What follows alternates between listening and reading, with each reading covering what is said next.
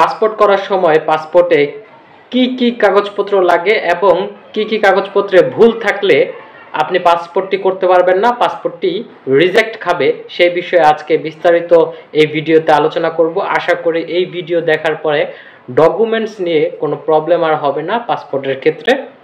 সর্বপ্রথম আপনি যখন পাসপোর্টটি করবেন তখন আপনি একটি জিমেল দিয়ে পাসপোর্টের ওয়েবসাইটে ই পাসপোর্ট লিখে সেখানে যে ওয়েবসাইটটা আসবে প্রথমেই সেই ওয়েবসাইটে একটা অ্যাকাউন্ট ক্রিয়েট করবেন। অ্যাকাউন্ট ক্রিয়েট করার পরে সেখানে আপনি ফর্ম ফিল আপ করবেন, যেসব তথ্য চাই সেই সব তথ্যগুলো সঠিকভাবে দিবেন। এখন সবচেয়ে বেশি ভুল হয় যেই কাগজগুলোতে, সেগুলো হচ্ছে ভোটার আইডি কার্ড।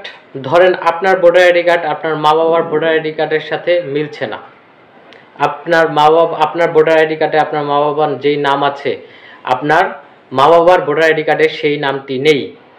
এখানে একটি বড় ধরনের সমস্যা। এই সমস্যার যদি সংশোধন আপনি ভোটার আইডি কার্ডে না করেন তাহলে পাসপোর্ট করতে পারবেন না, পাসপোর্ট রিজেক্ট হবে। আরেকটি কি সমস্যা? আরেকটি হচ্ছে আপনার অ্যাড্রেসের সমস্যা। এই অ্যাড্রেসের সমস্যাটা কিভাবে হয়েছে সেটা হচ্ছে আপনার এনআইডি কার্ডের মধ্যে যে ঠিকানাটা রয়েছে সেই ঠিকানার একটা এভিডেন্স অবশ্যই রয়েছে, আপনি সেই ঠিকানাটাই দিয়েছেন আপনার পাসপোর্টে, কিন্তু আপনার কাছে সেই ঠিকানাটার কোনো ডকুমেন্ট নেই। ডকুমেন্ট বলতে গ্যাসের বিল, বিদ্যুৎ বিল অথবা হোল্ডিংয়ের কাগজ, এরকম একটা প্রমাণপত্র দরকার। সেই প্রমাণপত্রটা আপনি যথাযথ দেখাতে পারছেন না।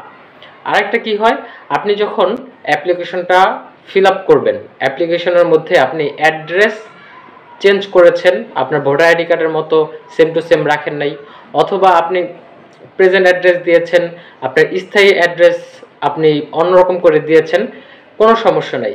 কিন্তু যখন আপনি এই ডকুমেন্টগুলো আপনি পাসপোর্ট অফিসে যে সাবমিট করবেন সেই সময় ওই অ্যাড্রেসগুলোর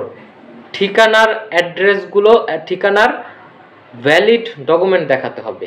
এবং স্থায়ী ঠিকানার ক্ষেত্রে আপনার দাদার, আপনার বাবার অথবা আপনার নিজের সম্পত্তি যে এইটা যে আপনার স্থায়ী ঠিকানা সেটার একটা এভিডেন্স দেখাতে হবে। অবশ্যই আপনার বাবা, দাদা, নানা এই সবের একটা সম্পর্ক থাকতে হবে। যদি সম্পর্ক না থাকে তাহলে স্থায়ী ঠিকানা আপনি দিতে পারবেন না।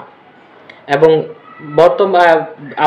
বর্তমান ঠিকানা যে কোনো ঠিকানা আপনি দিতে পারেন। সেই ক্ষেত্রে আপনার শুধুমাত্র একটা বিদ্যুৎ বিলের কাগজ, গ্যাসের বিলের কাগজ এগুলো হলেই হয়ে যাচ্ছে। এই সব ডকুমেন্ট যদি ঠিকঠাক মতো দিতে পারেন তাহলে অবশ্যই আপনার পাসপোর্টটি খুব দ্রুততার সাথে হয়ে যাবে।